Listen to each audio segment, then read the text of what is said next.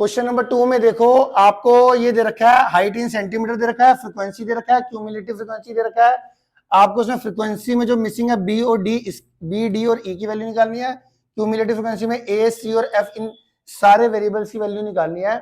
तो जैसे ये फ्रीक्वेंसी आपको दे रखी है, इसकी क्यूमुलेटिव फ्रीक्वेंसी आप खुद अपने आप ही निकाल दो। ऐसा करो, 12 का 12 एज इट इज, 12 में बी ऐड करके 12 प्लस बी, 12 प्लस बी में ऐड करके 10 करोगे तो 20 प्लस बी, 20 प्लस बी में डी ऐड करोगे तो 22 plus B plus D, 22 plus B plus D में ई ऐड करोगे तो 22 plus B plus D plus E, और इसमें ये ऐड करोगे 2 तो ये कितना देगा 24 plus B plus D plus E plus 2, मतलब 26 आ जाएगा ना। 22 में ये 2 ऐड करके 24 plus B plus D plus E आ गया। अब तुमने क्या करना है, सिर्फ इक्वेट करना है, ऐसे कर लो जाए तो ए की वैल्यू कितनी आ जाएगी, 12 आ गई। ठीक है, 12 प्लस बी किसके बराबर है, 25 के बराबर। दूसरे को दूसरे से इक्वेट कर दो, बी की वैल्यू कितनी आ जाएगी, 13 आ जाएगी। ठीक है, फिर 22 प्लस बी को किसके बराबर रखोगे, सी के बराबर। 22 प्लस बी को अगर मैं सी के बराबर रखूं तो कितना आ जाएगा मेरे पास, बी की वैल्यू ऊपर कितनी है 13, 13 यहाँ पे पुट कर दो तो सी की वैल्यू कितनी आ जाएगी 35 आ जाएगी। ठीक है, फिर इसके आगे 22 plus B is equal to C करके सी की वैल्यू आ गई, और सी की वैल्यू आ गई मेरे पास 35। ठीक है, अब हमारे पास कितना आ जाएगा 22 प्लस बी प्लस डी, ये किसके बराबर है 43 के बराबर। यहां से हमारा बी की वैल्यू पुट कर दोगे, बी की वैल्यू कितनी आ रही है 13, 13 plus 22 35 plus D is equal to 43, D की वैल्यू कितनी आ जाएगी 8 आ गई। ठीक है, फिर इसके आगे आ जाओ 22 plus B plus D plus E is equal to 48। यहां से आप किसकी वैल्यू निकाल रहे हो, बी और डी की वैल्यू पुट कर दोगे, बी की वैल्यू कितनी है 13 और डी की वैल्यू कितनी है 8। यहां से ई की वैल्यू कितनी आ रही है, ई की वैल्यू कितनी आ गई, कितनी आई 5, ई की वैल्यू कितनी आ गई 5। अब इसको इसके बराबर रख दोगे 24 plus B plus D plus E को इक्वल टू एफ, यहाँ पे बी डी ई की वैल्यू पुट करके आपकी एफ की वैल्यू आ जाएगी और आपका आंसर आ जाएगा। क्लियर है, मतलब एक क्यूमुलेटिव फ्रीक्वेंसी दे रखी थी, एक क्यूमुलेटिव फ्रीक्वेंसी मैंने अपने आप ही निकाल दी। अगर डायरेक्ट किसी से गलती होती है तो आप अपना निकाल दो क्यूमुलेटिव फ्रीक्वेंसी, फिर कोरस्पोंडिंग एलिमेंट को इक्वल करके आपको सारे वेरिएबल की वैल्यू मिल जाएगी। ओके, आगे चलते हैं जी। ये था हमारा क्वेश्चन नंबर 2। क्वेश्चन नंबर 3 में देखो क्या कर रहा है, median of the following data is 50, find the value of P and Q if the sum of all frequency is 90। तो आपको इसमें क्या दे रखा है, इस फ्रीक्वेंसी का सम 90 दे रखा है, इस फ्रीक्वेंसी का सम 90 दे रखा है। इस पी और क्यू की वैल्यू निकालनी है। जैसा मैंने आपको बता रखा था एनसीईआरटी के अंदर डबल फ्रीक्वेंसी मिसिंग वाला क्वेश्चन है ना, सेकंड क्वेश्चन करवा रखा है ना ये। इसमें आपको मैंने ये भी बता रखा था जी, अगर मीडियन आपका 50 है तो मीडियन क्लास डायरेक्ट इसमें से आएगा, ये लेंगे हम। अब देखो 50 यहां पर भी आ रहा था, यहां पे भी आ रहा था, बट 50 काउंट कहां पर होता है, अपर लिमिट में नहीं काउंट होता, लोअर लिमिट में काउंट होगा। 50 यहां दोनों में किस में काउंट होगा, जहां लोअर लिमिट पर है। ठीक है, ये पहले से ही मैंने आपको बताया था। तो ये क्वेश्चन आपने खुद करना है, ये भी लिखते जाओ खासतौर से, जो स्पेशल क्वेश्चन आपने करने। ठीक है, घर से। अगला देखो जी, ये क्वेश्चन करना है आपने।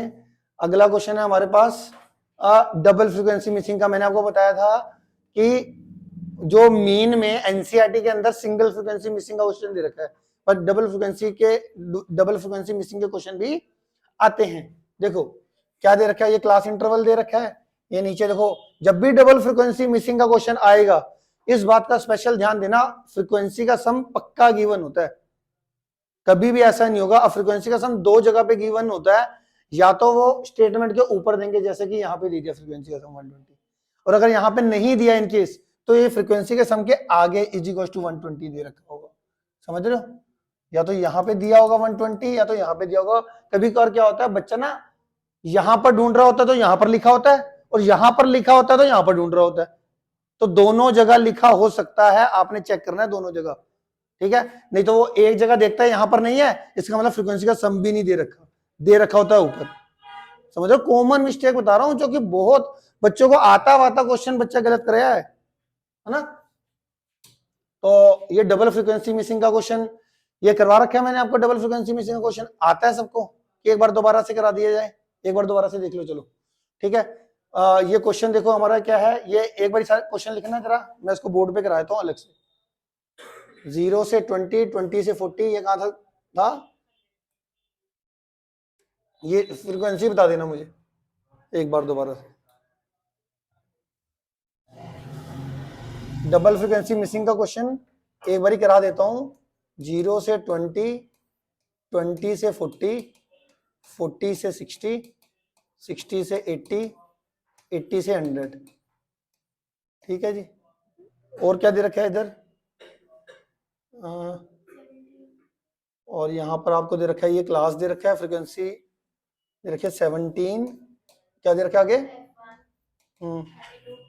32, 90, 19, ये आपको दे दिया। ऊपर ये क्लास इंटरवल है, ये फ्रीक्वेंसी होगी, ठीक है। ये आपको दे दिया। फ्रीक्वेंसी का सम कितना गिवन है? 120, 120 आपको गिवन है। अब मैं इस डबल फ्रीक्वेंसी मिसिंग का क्वेश्चन डायरेक्ट मेथड से आपको करके दिखा रहा हूं। सबसे पहले हम क्या निकालते हैं? एक्सआई मतलब mid values of class interval. XI क्या होता है? Mid value of class interval. कैसे निकलता है? इन दोनों को ऐड डिवाइडेड बाय 2, तो कितना आ जाएगा? 0 + 20, 20 डिवाइडेड बाय 2, 10। फिर इन दोनों को ऐड डिवाइडेड बाय 2 करोगे तो 30, 50, फिर 70, फिर 90, ठीक है जी। क्लियर है? ये आ गया समझ में इतना? फिर हमने क्या करना है? एफ आई एक्स आई निकालना है। एफ आई एक्स आई निकालेंगे तो कितना आ जाएगा? ये 170, ये 30 F1, ये कितना आ जाएगा? 1600, ये कितना आ जाएगा? 70 F2, ये कितना आ जाएगा? 1810, ठीक है। अब इसमें जब भी सम करते हैं और उसमें वेरिएबल भी आ जाते हैं तो उनको पहले लिख लो, जैसे sigma F I X I. Sigma F I X I की ऑब्जर्वेशन का सम करते हैं तो sigma F I X I, तो इसमें 30 F1 प्लस 70 F2, ये तो पहले लिख लो। प्लस इनको ऐड करके बताओ, इसको और इसको, कितना आ रहा है? 1800 और 1600, 3400, 3400, 10, 10, 70, 34, 80, 35, 80, ये देख लो, यही आ रहा है। एफ आई एक्स आई कितना आ गया? 30 F1, 70 F2 प्लस 3580, ये आ गया। अब इधर फ्रीक्वेंसी का सम आपको गिवन है 120, बट आपने ऐड भी करना है इनको। तो जो वेरिएबल है F1 प्लस F2, ये तो अलग से लिख लो, F1 प्लस F2, और इनको ऐड करो। 13, 32 प्लस 17 कितना हुआ? 32 प्लस 17 49, 49 और 9 58 और 68, 68 इज इक्वल टू 120, ठीक है। 120 और F1 प्लस F2 ये कितना आ जाएगा? 120 माइनस 68 कितना आया बताओ? 52, ठीक है। एक इक्वेशन आपके पास फिलहाल के लिए ये बन गई। एक आपको मीन का फॉर्मूला कितना होता है? Sigma F I X I upon sigma F आई। इसमें देखो, इस क्वेश्चन में मीन की वैल्यू कितनी दे रखी थी? मीन की देखना, क्वेश्चन में मीन की वैल्यू दे रखी थी। मीन की वैल्यू इसमें थी 50, ठीक है। तो मीन आपको दे रखा है 50, दे रखा है इस क्वेश्चन के अंदर। तो मीन की जगह पे आप 50 पुट कर दो। 50 is equal to sigma F I X I कितना है? ये रहा 30 F1 plus 70 F2 is plus 3580 upon sigma F I कितना है? 120। अब बच्चे क्या करते हैं? सिग्मा एफ आई ये ना पुट करके ये सम पुट करने लग जाते हैं, ये पूरा। अरे भैया, ये पुट करना आसान है, ये वाला इसमें ज्यादा आसान रहेगा ना। वेरिएबल क्यों पुट करना है? 120 पुट करो, क्रॉस मल्टीप्लाई करो तो कितना आ जाएगा? 6000, 30 F1 प्लस 70 F2 प्लस 3580, ठीक है। इस 3580 को इधर भेजो, कितना आएगा? 2380, देखना कितना आएगा? 220 ये और 2420 आएगा, देखना ये यार है। इसमें 10 कॉमन ले लो, 10 कॉमन लेंगे तो कितना आएगा 3f1 plus 7f2 is equal to 2420। ठीक है, ये चीज आ गई। ये 10 को डिवाइड में भेज दो तो कितना आ जाएगा 3f1 प्लस 7f2। ये जो 10 था इसको डिवाइड में भेजेंगे तो एक जीरो से एक जीरो कर देंगे, कितना बचेगा 242 आ जाएगा। अब एक इक्वेशन हमारी ये निकली थी 1, ये इक्वेशन 2 निकली। इनको आपस में एलिमिनेशन और सब्स्टिट्यूशन मेथड से सोल्व कर लेना, आपका f1 और f2 आ जाएगा। ये तो आता है ना सब्स्टिट्यूशन मेथड, ये चैप्टर 3 में बताया, तो ये मैं नहीं बता रहा हूँ फिलहाल के लिए। ठीक है, f1 की वैल्यू यहाँ से निकाल कर यहाँ पे पुट कर देना बाय सब्स्टिट्यूशन, तो तुम्हारी f2 की वैल्यू आ जाएगी। f2 की वैल्यू को अगेन इसमें पुट करके f1 भी आ जाएगा। ओके हो गया। डबल फ्रीक्वेंसी मिसिंग का क्वेश्चन अपने आप करके देखना है वर्कशीट में से, भाई मेरा आंसर निकला कि नहीं निकला। ठीक है जी, आगे चलते हैं जी। ये मैंने स्पेशल दोबारा से करा दिया, इन्होंने स्टेप डेविएशन मेथड का यूज किया हुआ है मगर मैंने डायरेक्ट मेथड से करा है। ठीक है, आप भी स्टेप डेविएशन देखो, ऐसा भी हो सकता है कि स्टेप डेविएशन मेथड से ही आ जाए, तो आप इस क्वेश्चन डबल फ्रीक्वेंसी मिसिंग को किसी एक अदर तीनों मेथड से कर देना। ऐसा करना, डायरेक्ट मेथड से भी कर देना, एज्यूम से भी कर देना, स्टेप डेविएशन से भी कर देना, कि आपका कॉन्फिडेंस हाई हो कि डबल फ्रीक्वेंसी मिसिंग का क्वेश्चन आए तो मैं तीनों मेथड से कर सकता हूं। तो एक एक बारी आप तीनों मेथड से कर देना इसको। ठीक है, अगर किसी बच्चे को कोई दिक्कत आए स्टेप डेविएशन या मीन मेथड, उसके डाउट मैं कर ले लूंगा। ठीक, वैसे बड़े कम चांसेस होते हैं कि ऐसा आता है, मगर आप कर लो, कुछ भी हो सकता है पेपर में। अगला क्वेश्चन क्या है मेरे पास, size of agriculture holding in a survey of 200 families in given of the following table. Size of agriculture in agriculture holding in hectare, HA मतलब हेक्टेयर में बता रखा है कि 0 और 0 से 5, बट 5 से कम, 5 इन्वॉल्व नहीं होता ना इसके अंदर, अपर लिमिट इंक्लूड नहीं होती, तो 0 और 0 से ज्यादा बट 5 हेक्टेयर से कम जिसके पास जमीन है वो कितनी फैमिली है, 10 फैमिलीज है। ऐसे 5 हेक्टेयर और उससे ज्यादा बट 10 हेक्टेयर से कम कितनी फैमिली है, ऐसे 15 है। इस तरीके से इन्होंने दे रखा है कि भैया कितनी जमीन कितनी फैमिलीज के पास है, कितनी जमीन की रेंज कितनी फैमिलीज के पास है, ये आपको गिवन डाटा है। मीडियन निकालना और mode size of the holding निकालनी है। Mode size of holding, mode का मतलब आपको पता ही है, मतलब मीडियन और मोड दोनों निकालना। मीडियन और मोड आता है, मीडियन निकालना, मोड भी निकालना आता है, तो इसमें समझाने की जरूरत तो कुछ नहीं ना। ठीक है, तो इन्होंने देखो ये मीडियन निकाल दिया, मीडियन आया 17.81 हेक्टेयर। ठीक है, तो मीडियन तो ये आया। अच्छा, मीडियन का मीनिंग भी मैंने आपको समझा रखा है, जैसे 17.81 आया, इसका क्या मीनिंग निकाल रहे हो, ये भी आपको पता होना चाहिए। मीडियन की जो वैल्यू होती है वो क्या होती है, जैसे मान लो 100 फैमिली है, एग्जांपल दे रहा हूं, टोटल फैमिली कितनी है 100, तो उसमें 50 फैमिली ऐसी होगी जिनके पास इससे कम हेक्टेयर की जमीन होगी। 50 फैमिली, जितनी भी टोटल फैमिली पार्टिसिपेट कर रही है उसका 50% कितना हो, 100 का 50% कितना हो 50, है ना। तो आधी फैमिलियां इससे कम जमीन ले रही होगी, कम होगी उनके पास जमीन, और आधी फैमिली ऐसी होगी जो इनसे ज्यादा जमीन ले रही होगी। तो ये मिडल वैल्यूज होती है एक तरीके से, है ना। इसके बाद इन्होंने मोड निकाल दिया, मोड भी आपको निकालना आता है, तो क्वेश्चन पढ़ना है। मैं स्पेशली बार बार एक बात कह रहा हूं, ठीक है।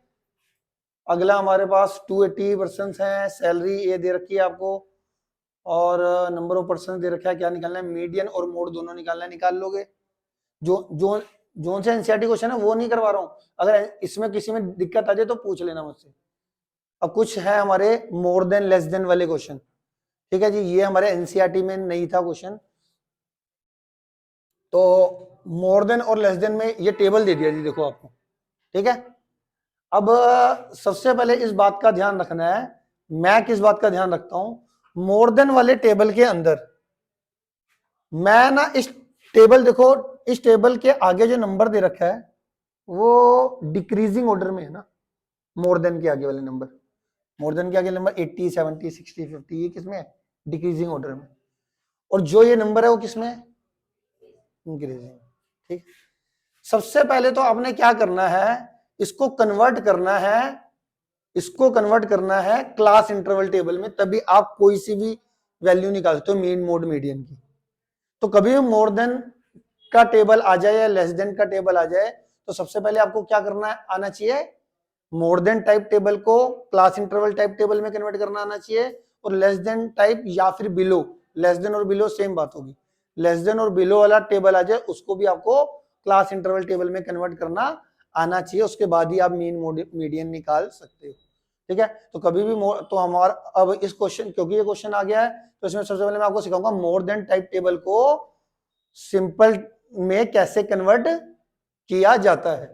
तो देखो मोर देन टाइप टेबल जब भी आता है ना, तो मैंने एक सेटिंग तो ये कर रखी है कि ये ना मोर देन टाइप में ये ना इंक्रीजिंग ऑर्डर में होना चाहिए हमेशा, और ये डिक्रीजिंग में होना चाहिए, जबकि ये उल्टा चल रहा है। अब इसमें मैं क्या करने वाला हूं, इसको मैं सबसे पहले नंबर पे लिखूंगा, और जो इसके आगे वाला नंबर भी होगा वो भी पहले नंबर पे आ जाएगा, फिर ये दूसरे नंबर पे लिखूंगा इधर दूसरे नंबर पे, और इसको भी दूसरे नंबर पे लिखूंगा। समझ रहे हो, ये टेबल उल्टा करना है एक तरीके से। ये इसको आपने लिखना है पहले नंबर पे, ये तुम्हारा आ जाएगा मेरे पास ये पहला नंबर, ये दूसरा, तीसरा, चौथा, पांचवा, सातवां, आठवां, नौवां, ये इस तरीके से पलट जाएगा। ऐसे ये भी पहला, दूसरा, तीसरा, चौथा, छठा, सातवां, आठवां, नौवां। समझ में आ गई मेरी बात? तो इतना करने के बाद जब मोर देन टाइप का टेबल सही हो जाए तो ये कैसा बनेगा जरा, ये आपको इन्होंने डायरेक्ट कर रखा है इसलिए थोड़ी सी दिक्कत हो रही है, या तो मैं लिख देता हूं इस क्वेश्चन को, एक मिनट देखो। अब देखो इन्होंने डायरेक्ट कर रखा है, मेरे को ना क्वेश्चन लिखवाओ ये वाला क्वेश्चन बोल दो क्या अभी मेरे को। इसको मैं पहले तो सीधा कर रहा हूं, ये वाला क्वेश्चन तो आपके सामने ही है, सीधा देखो कैसे होगा।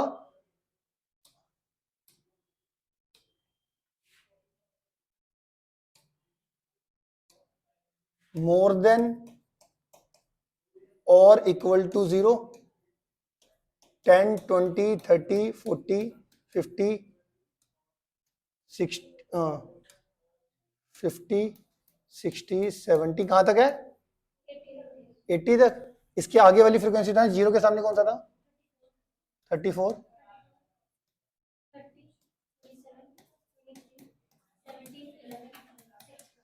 61, 61 के आगे 4 भी है, 4 है।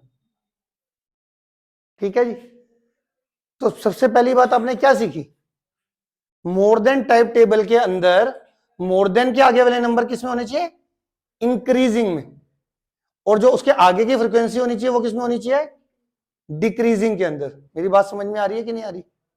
इतना मैंने कर दिया, मुझे इन्होंने उल्टा करा था। ज्यादातर क्या होता है मोर देन में, जनरली दिए ही ऐसा होता है, मोर देन के आगे वाले नंबर इंक्रीजिंग में होते हैं और फ्रीक्वेंसी डिक्रीजिंग में होती है। बट अब ये बस स्पेशल क्वेश्चन है, पहले टेबल पलटना पड़ेगा जिसको नहीं ध्यान दिया, जिसने नहीं ध्यान दिया। तो ये पहले पलट लिया टेबल पूरा। अब इस मोर देन टाइप टेबल को फिर कन्वर्ट करना है अपने क्लास इंटरवल टाइप टेबल में। और क्लास इंटरवल में सबसे पहले मैंने आपको क्या बताया था, इसके आगे जो भी होगा वो लिख लेना, ऊपर जो भी लिखा होगा मोटी मोटी चीज देखो। सबसे पहले मैं क्लास इंटरवल लिख रहा हूं, फिर इसके आगे FI लिखूंगा। ठीक है, वो कैसे होगा वो देखो, मोर देन के आगे वाले जो नंबर होते हैं वो क्लास इंटरवल की लोअर लिमिट होती है। क्लास इंटरवल की क्या होती है? Lower limit. तो ये 0 लोअर लिमिट, 0, 10, 20, 30, 40, 50, 60, 70, 80, ये इसकी लोअर लिमिट है। अपर लिमिट कैसे लोगे? सबको सब में 10 ऐड कर दो, 10, 20, 10 का डिफरेंस चल रहा है ना इधर, तो 10, 10 ऐड करते रहो। ठीक है जी, मेरी बात आ गई समझ में? तो इससे क्लास इंटरवल समझ में आ गया। अब आ जाओ जी ये क्यूमुलेटिव फ्रीक्वेंसी। ये क्यूमुलेटिव फ्रीक्वेंसी कभी भी इस बात का भी ध्यान रखना, और क्या गलतियां हो जाती है, मोर देन और लेस देन वाला जब भी टेबल आएगा उसके सामने जो फ्रीक्वेंसी होगी वो क्यूमुलेटिव फ्रीक्वेंसी ही होगी। वो क्या होगी? हमेशा क्यूमुलेटिव फ्रीक्वेंसी ट्रीट करना है उसके आगे को। तो देखो अब क्यूमुलेटिव फ्रीक्वेंसी में कैसे कन्वर्ट होगी वो देखना। इसको मैं दो तरीकों से करता हूं, दोनों तरीकों से समझना। नीचे से देखो कैसे करते हैं, 4 का 4 एज इट इज, 4 में 6 ऐड करा 10, 10 में 11 ऐड करा 21, 21 में 17 ऐड करा 38, 38 में 23 ऐड करा, कितना आएगा? 3 ऐड करो 41, 41 और 61 आ जाएगा। ठीक है, 61 में 27 ऐड करो 68, 88 आ जाएगा। 88 में 30 ऐड करो, कितना आ जाएगा? 118, और 118 में 32 ऐड करो तो 150, 150 में करो ये ऐड 184। ये आपका कुछ गलत हो गया यार, एक मिनट रुको। ओहो, ये देखो, एक मिनट रुको, इसमें क्या करना है, ये देखो दोबारा से देखो, गड़बड़ होगी। 4 का 4 एज इट इज, 4 का 4 as it is, 6 minus 4 2, 11 minus 6 5, 17 minus 11 6, 23 minus 17 6, ये कितना आ जाएगा? 27 माइनस 23 4, 30 माइनस 27 3, 32 माइनस 32, और लास्ट में 34 माइनस 32। ये गलत हो गया? 6 5 4 आएगा,